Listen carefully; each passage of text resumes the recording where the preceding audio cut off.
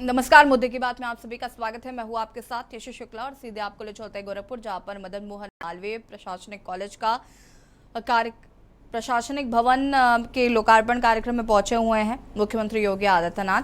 सांसद रवि किशन भी आपको तस्वीरों में नजर आ रहे हैं। विश्वविद्यालय के छात्रों को भी एक ट्रेनिंग मिलेगी और हमारे जिला प्रशासन को, पुलिस प्रशासन को हमारे छात्र विश्वविद्यालय के इन लैब के माध्यम से सहयोग करेंगे और पुलिस डिपार्टमेंट के लोगों को भी जो विश्वविद्यालय लैबोरेटरी की ट्रेनिंग देगा, सॉफ्टवेयर उपलब्ध कराएगा। इसके लिए आर्थिक मजबूरी नहीं होगी डिपार्टमेंट की, पुलिस डिपार्टमेंट की, कि उनको कौन सा सॉफ्टवेयर प्रोक्योर करना है। ऐसी योजना है कि जो सॉफ्टवेयर आपको चाहिए होगा विश्वविद्यालय उसको प्रोक्योर करके अपने लैबोरेटरी में रखेगा, जिसका उपयोग हमारा पुलिस डिपार्टमेंट करता रहेगा। बहुत बहुत धन्यवाद।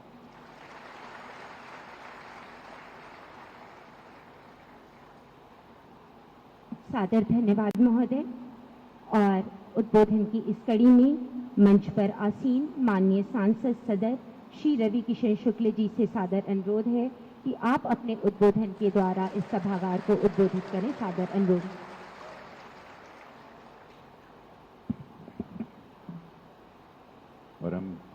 परम पूज्य महाराज जी, उत्तर प्रदेश मुख्यमंत्री, एक ऐसे मुख्यमंत्री जिनकी विचारधारा, जिनकी सोच एजुकेशन सिस्टम या हेल्थ सिस्टम हो या सुरक्षा व्यवस्था हो बहन बेटियों के लिए, एक प्रशासन चलाना, एक प्रशासक के रूप में आज पूरे देश में किसी से छिपा नहीं है कि number 1 chief minister of this country. मैं स्वागत करता हूं, अभिनंदन करता हूं एक जोरदार तालियों के साथ पूज्य महाराज जी का स्वागत। श्रीमती साधना सिंह जी माननीय अध्यक्ष जिला पंचायत, डॉक्टर मंगलेश कुमार श्रीवास्तव जी माननीय महापौर, श्री फतेह बहादुर सिंह जी माननीय विधायक कैंपीरगंज, डॉक्टर धर्मेंद्र सिंह जी माननीय सदस्य विधान परिषद, श्री विपिन सिंह जी माननीय विधायक गोरखपुर ग्रामीण, श्री प्रदीप शुक्ला जी माननीय विधायक सहजनवा,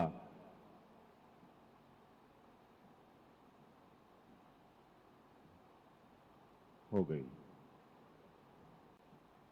और सभी ऑल द प्रोफेसर, स्पेशली जो हमारे पांडे जी हैं, जो कुलपति जी हैं, उनको मैं साधुवाद देता हूं। He is doing a great job and आप पांडे जी के लिए भी एक जोरदार तालियां आप लोग बजा सकते हैं।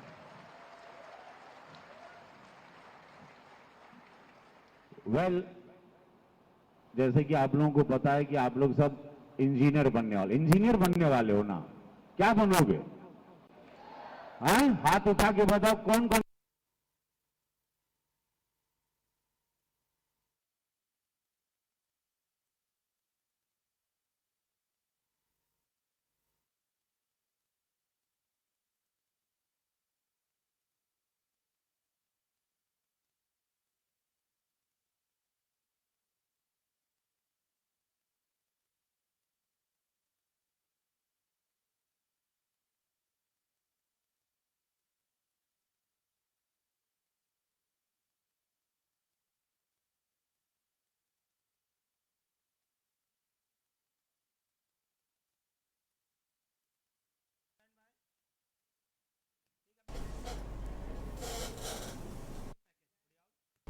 ₹11 करोड़ 86 लाख का ये भवन आपको बताते कि बनाया गया, जिसके लोकार्पण कार्यक्रम में मुख्यमंत्री योगी आदित्यनाथ पहुंचे हुए हैं। उत्तर प्रदेश में शासन की मंशा है कि परिषदीय स्कूलों में बेहतर शिक्षा मिले, लेकिन जिले के अधिकारियों की अनदेखी और शिक्षकों की हठधर्मिता के कारण परिषदीय स्कूलों की शिक्षा व्यवस्था पूरी तरह से चौपट दिख रही है। बीते सोमवार को मैनपुरी के ऊंचा क्षेत्र के स्कूल में बच्चे स्कूल परिसर में झाड़ू लगाते हुए दिखे। सोमवार की सुबह 9 बजे प्राथमिक विद्यालय नगला कन्हई पर प्रधानाध्यापक अजीत सिंह, सहायक अध्यापक फरहान उपस्थित थे। मौके पर कुछ ही छात्र उपस्थित थे। कुछ बच्चे कमरे में झाड़ू लगा रहे थे। यहाँ उपस्थित शिक्षा मित्र राजकुमार आराम फरमा रहे थे। प्राथमिक विद्यालय नगला भजन पर मिड डे मील गैस के बजाय चूल्हे पर पकाया जा रहा था। वहीं मुजफ्फरनगर में शिक्षिका के निर्देश पर सहपाठियों द्वारा एक छात्र को कथित तौर पर थप्पड़ मारने के मामले में सुप्रीम कोर्ट ने यूपी सरकार को फटकार भी लगाई है। देखिए रिपोर्ट।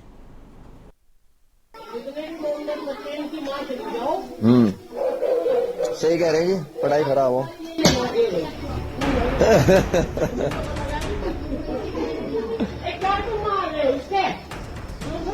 प्राथमिक विद्यालय नगला नया पर छात्रों के बैठने के कमरों में महीनों से साफ सफाई न होने के कारण अत्यधिक गंदगी फैली हुई थी।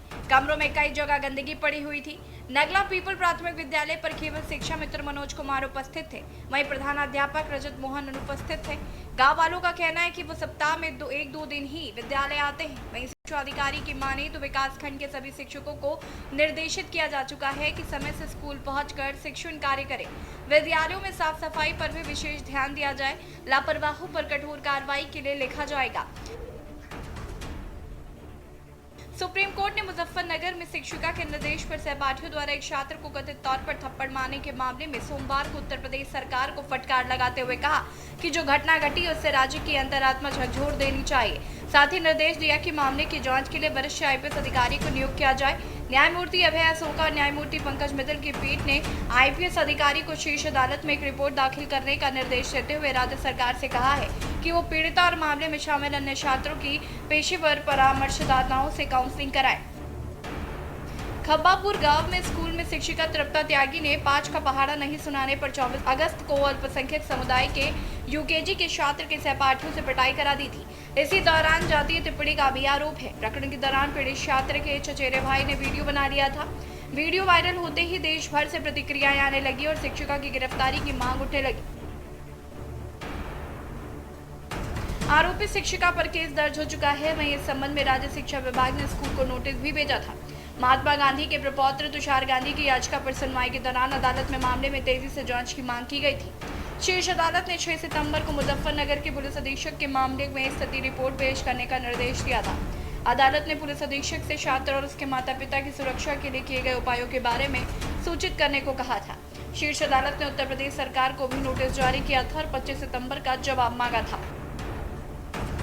पीठ ने कहा कि प्रथम दृष्टया शिक्षा का अधिकार अधिनियम के प्रावधानों का पालन करने में उत्तर प्रदेश सरकार की ओर से विफलता का मामला है, जो जाति, पंथ या लिंग के आधार पर किसी भेदभाव के बिना 14 साल तक के बच्चों को मुफ्त और अनिवार्य शिक्षा प्रदान करने से संबंधित है। अदालत ने कहा कि इस तरह की घटना से राज्य की अंतरात्मा को झकझोर देना चाहिए। अगर किसी छात्र को केवल इस आधार पर दंडित करने की मांग की जाती कि वह किसी विशेष समुदाय से तो कोई गुणवत्तापूर्ण शिक्षा नहीं दी जा सकती।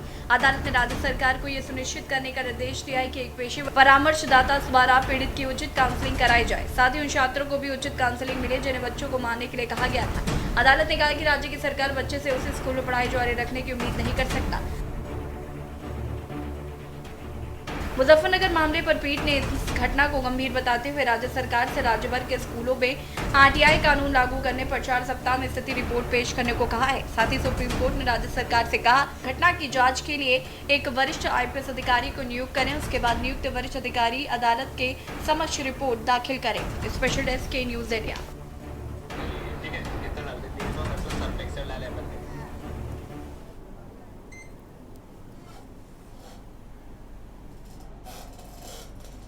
और इसी पर हम आज चर्चा करेंगे। मेहमान हमारे साथ जुड़े हुए हैं आशीष यादव, हमारे संवाददाता। आशीष, क्या कुछ सबसे पहले तो इस खबर को लेकर जानकारी है, क्या कुछ अपडेट है इस पूरे मामले पर? जैसे कि 24 अगस्त की ये घटना है, उसके बाद जो है जब इसकी वीडियो जब सोशल मीडिया में वायरल हुआ, उसके बाद जो प्रशासन जो है अपने हरकत में आया और उसने जो इसमें रिपोर्ट दर्ज करने की बात कही गई, तो रिपोर्ट भी कई दिन बाद दर्ज हुई। और इसमें सबसे बड़ी बात है जो भारतीय किसान यूनियन के जो सुप्रीमो है नरेश टिकैत, वो इस मुद्दे को लेके वहाँ पहुँचे जब मुद्दे को, और उन्होंने गांव वालों से बात करी तो एक फैसलानामा वहाँ लिखा भी गया इस बात को कि गांव की बात है, गांव में ही निपटा देनी चाहिए और इसे इसमें तूल नहीं देना चाहिए। और उसके बाद जो है ये मामला ठंडा पड़ा है। और मैं बता दूं, इसमें जो हमारे केंद्रीय राज्य मंत्री संजीव बालियान है वो भी शाम के टाइम पहुंचे थे, क्योंकि दिन में प्रतिक्रिया बड़ी तेज चल रही थी, तो शाम को पहुंचे और उन्होंने इस मामले को ठंडे बस्ते में डालने की कोशिश करी। जहां तक देखा जाए कि काफी हद तक वो कामयाब भी हो गई। ये मसला जो है इस टाइम बिल्कुल ठंडे बस्ते में है। जी, अगर हम बात करें तो इस तरीके के मामले जो हैं वो आए दिन देखने को मिल रहे हैं और प्रशासन इस मामले को अगर ठंडे बस्ते में डाल रहा है तो आपने उनसे बातचीत नहीं की इस संदर्भ में? नहीं, प्रशासन से बात की तो कह लें कानून अपने तरीके से काम कर रहा है। जो भी इसमें होगी, जो भी इसमें जो प्रक्रिया होगी कानून के हिसाब से चल रहा है।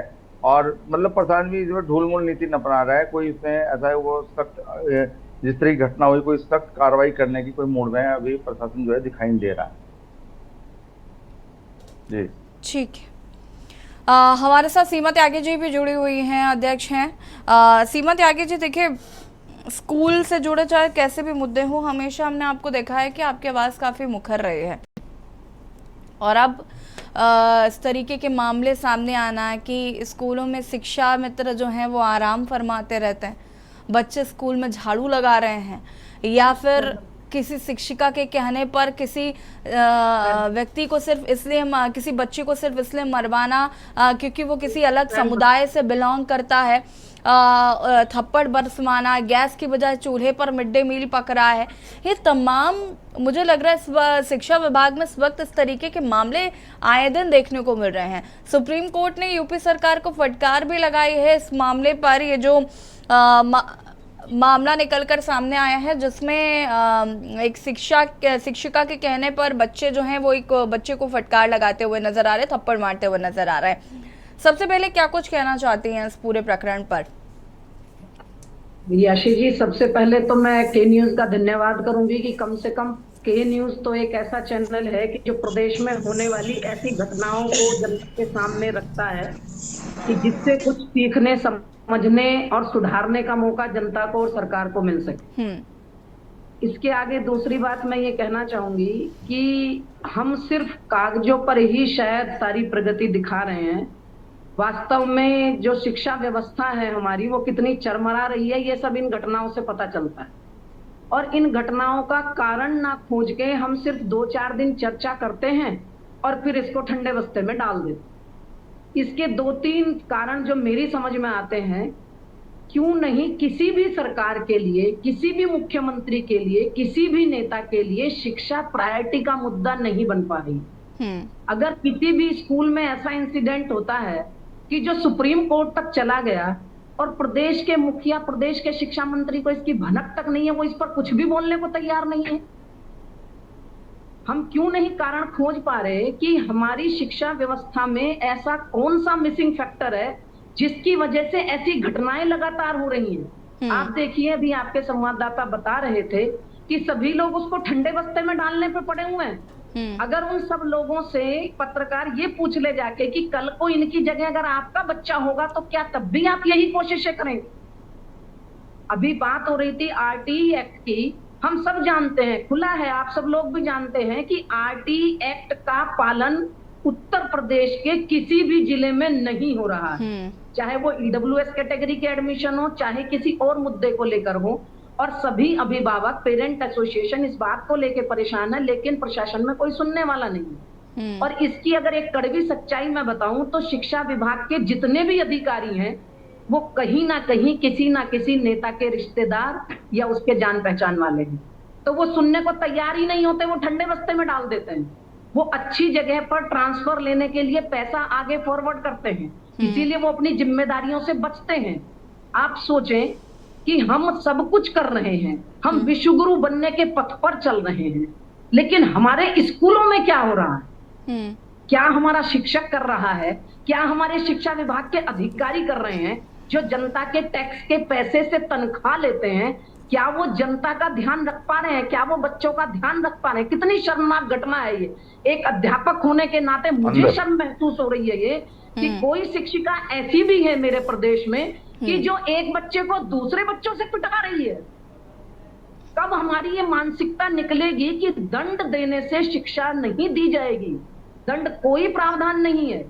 कोई भी अभिभावक है, आप हो, मैं हूँ, हमारे पैनल में जितने लोग बैठे हैं अधिकतर अभिभावक ही बात यहाँ पर शिक्षा देने की नहीं, बात तो यहाँ पर जाति सूचक शब्दों का इस्तेमाल करवाने की है।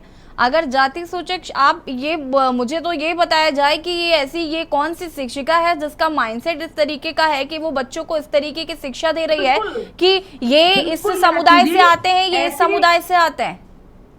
ऐसी विकृत मानसिकता के व्यक्ति को शिक्षक बने रहने का अधिकार नहीं है, बिल्कुल नहीं है। ऐसी विकृत मानसिकता, एक शिक्षक होने के नाते आप इस तरीके के भेदभाव को अगर समाज स्कूल में फैला रहे हैं तो वो समाज में जाएगा, और समाज आज वैसे ही अव्यवस्थित है। तो आगे जाके समाज कैसा ठीक बनेगा? है हमारे देश सीमा के जी, भविष्य मैं वापस आऊंगी आपके पास, उसके बाद रश्मि जी आपका रुख करेंगे हम यहाँ पर। सामाजिक कार्यकर्ता है रश्मि जी, बहुत बहुत स्वागत है आपका। आप सभी हमारे साथ बने रहिए, चर्चा को आगे बढ़ाएंगे। सीधे आपको गोरखपुर ले चलते हैं। मुख्यमंत्री योगी आदित्यनाथ क्या कुछ कहना सुन लेते हैं। अगर जब हम प्रदेश के अंदर निवेश की संभावनाओं की स्थिति क्या है, ईज ऑफ डूइंग बिजनेस की स्थिति क्या है, और इसको आगे बढ़ाने में, अपनी रैंकिंग को सुधार करने में हम कैसे सफल हो सकते हैं, टेक्नोलॉजी और सरकार के द्वारा समय पर उठाए गए कदम, प्रशासनिक तंत्र के द्वारा उसके क्रियान्वयन में की गई तत्परता अपने आप ही रैंकिंग को सुधारता है। इसका एक उदाहरण है, 2017 के पहले उत्तर प्रदेश की ईज ऑफ डूइंग बिजनेस की रैंकिंग अत्यंत खराब थी। लगभग 14वें नंबर पर उत्तर प्रदेश था। हमने रिफॉर्म किए, सिंगल विंडो पोर्टल बना करके निवेश मित्र के माध्यम से टेक्नोलॉजी को अपनाया और प्रशासनिक तंत्र को इस बात के लिए बाध्य किया कि वह टेक्नोलॉजी का बेहतर उपयोग करते हुए किए गए रिफॉर्म को समयबद्ध तरीके से जमीनी धरातल पर उतारें। परिणाम है उत्तर प्रदेश की ईज ऑफ डूइंग बिजनेस की रैंकिंग में सुधार हुआ, 14 से नंबर 2 पर उत्तर प्रदेश आ गया।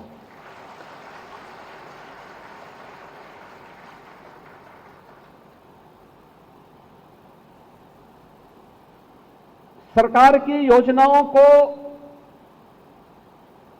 सही मायने में जमीनी धरातल पर उतारने में हमें कितनी सफलता प्राप्त हो रही है, ईज ऑफ लिविंग, उस व्यक्ति को शासन की योजनाएं प्राप्त हो रही कि नहीं हो रही हैं। टेक्नोलॉजी ने इस कार्य को बहुत आसान किया है। याद करिए, जब प्रधानमंत्री मोदी जी ने 2014 में सत्ता संभालने के उपरांत हर गरीब का अकाउंट जनधन अकाउंट के माध्यम से खोलना प्रारंभ किया था, बहुत सारे लोग उस समय इसकी खिल्ली उड़ाते थे कि खाली अकाउंट खोल करके गरीबों का अपमान किया जा रहा है।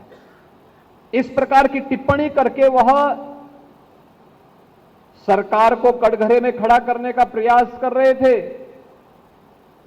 लेकिन उन्हें नहीं मालूम था कि इसकी अगली कड़ी क्या है। और उसके उपरांत जब प्रधानमंत्री मोदी जी ने सभी प्रकार के लेन देन, एक गरीब का हो,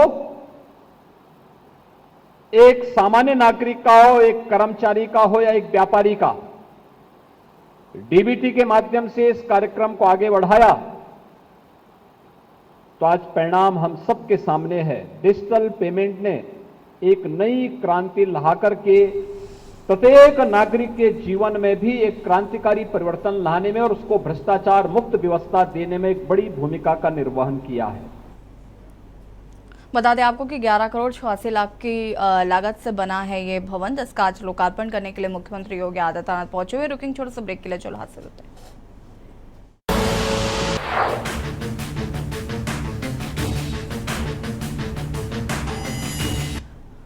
ब्रेक के बाद एक बार फिर से आप सभी का स्वागत है। मुद्दे की बात में आज हम बात कर रहे हैं शिक्षा। जिस तरीके से कहा जाता है कि प्रदेश की रीढ़ हड्डी होती है, अगर वो बेहतर होती है, लेकिन जो चीज़ें देखने को मिल रही हैं इससे ऐसा प्रतीत नहीं हो रहा। और आज हम इसी पर चर्चा कर रहे हैं। मेहमान हमारे साथ लगातार बने हुए हैं। चंद्रजीत सिंह जी संवाददाता मैनपुरी से हमारे साथ जुड़ गए हैं।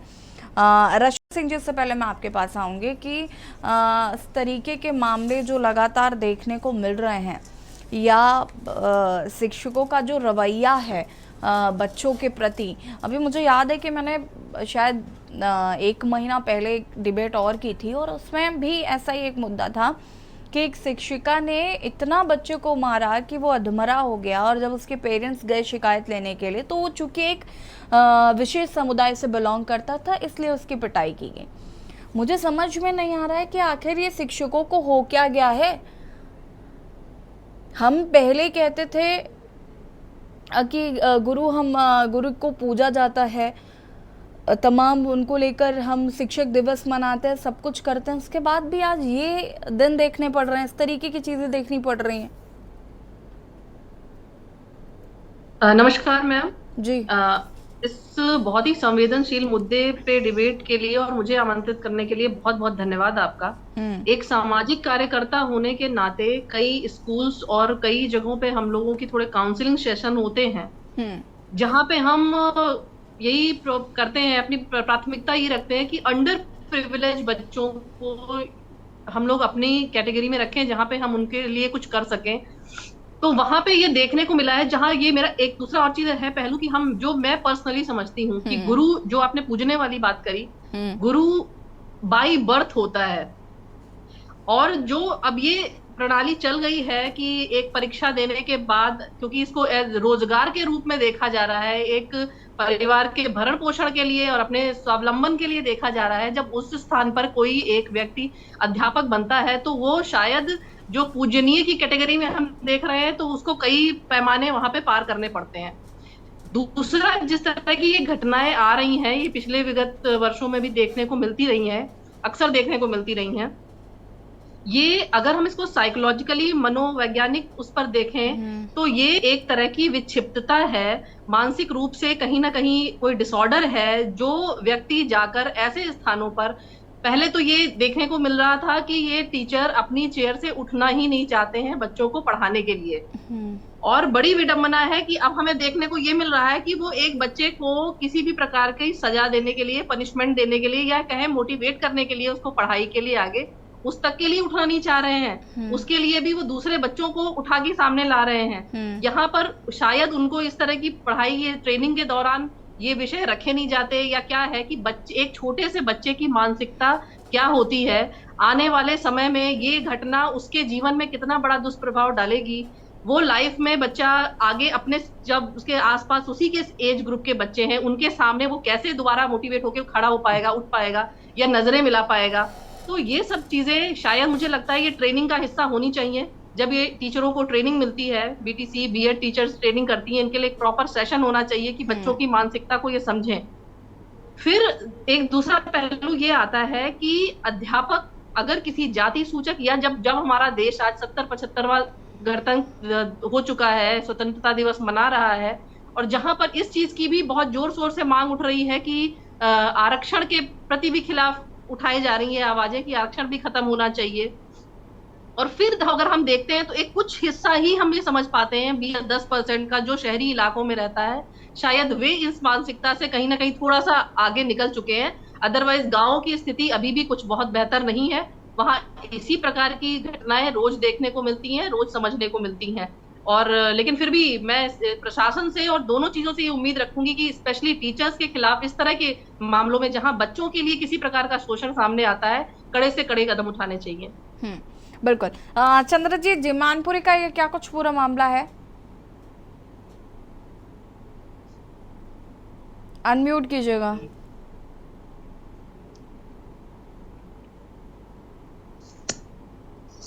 आवाज आ रही है जी? देखिए, चीज आपको बता दें, ये पूरा मामला घिरोर विद्यालय का है, कन्हई का है, प्राथमिक विद्यालय कन्हई का है, जहाँ पे बच्चे झाड़ू लगा रहे हैं। और वहीं एक और विद्यालय जो है नगला भजन है, उस पे मिड डे मील पे जो खाना पकाया जा रहा है वो रसोई गैस की बजाय चूल्हे पर पकाया जाता मिला है। और वहीं नगला नया में जो विद्यालय है उसमें इतनी गंदगी की भरमार पड़ी थी, बच्चों से ही कार्य कराया जा रहा था, वहां पे भी बच्चों से कार्य कराया। और वहीं पे कई शिक्षक जो हैं वो विद्यालय से नदारद भी मिले, जिससे खंड शिक्षा अधिकारी कार्य, एक तरफ आप प्रशासन जो है बिल्कुल साफ सफाई और टाइम से विद्यालय पहुंचने के लिए, जहां एक बार मतलब रोज अध्यापकों को ये कहा जा रहा है कि साफ सफाई पर विशेष ध्यान दें, लेकिन अध्यापकों पर इसका कोई खास असर मैनपुरी में देखने को नहीं मिल रहा है। जी ठीक है, आप सभी का बहुत बहुत शुक्रिया चर्चा में शामिल होने के लिए, और हम उम्मीद करते हैं कि शिक्षा की जो व्यवस्था है उसे बेहतर किया जाएगा। और हम ये भी उम्मीद करते हैं कि ये जो शिक्षकों का मानसिक जिस तरीके से बच्चों को पढ़ा रही हैं या जिस तरीके की मानसिकता के साथ हैं, उसमें भी थोड़ा बदलाव हमें देखने को मिलेगा। और मुद्दे की बात में फिलहाल इतना ही। देखते रहिए के न्यूज़ इंडिया। नमस्कार।